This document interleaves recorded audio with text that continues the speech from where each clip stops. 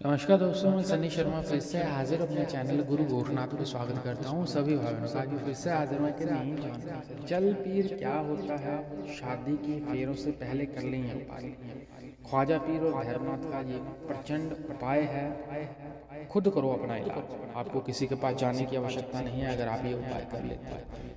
खैर, एक चीज़ का निवेदन रहता है कि जो भी उपाय या कोई भी चीज़ दी जाती है तब कार्य करती है जब आपकी भावना या आप थोड़ा बहुत भक्ति कर्म करते हो। कोई भी चीज़ नए सिरे से करते हो, पूर्ण रूप से आप उस विधि का पूर्ण प्रयोग नहीं कर पाते हो तो वो उपाय आपके लिए ठीक नहीं बैठता, यानी कि वो प्रयोग जो है आपको उस प्रकार का फल नहीं दे सकता है जिस प्रकार का फल की आप आशा रख के उस प्रयोग को करती हो। जल पीर मैं आपको बता दूं, एक तरह की नेगेटिव शक्ति है जो कि स्त्रियों के ऊपर जल्दी से हावी हो जाती है।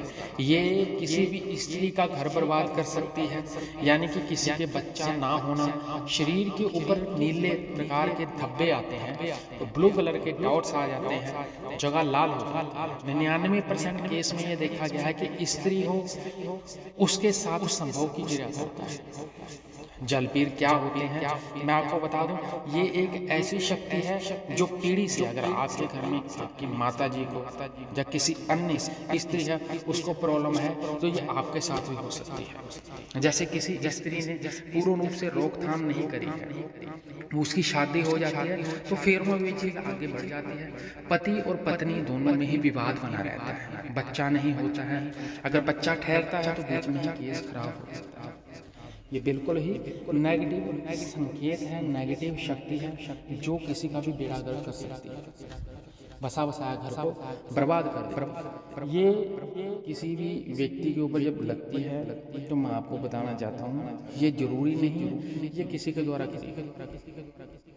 ये किसी के द्वारा करने से ज़्यादा ये कई बार खुद भी लग जाती है। कौन से?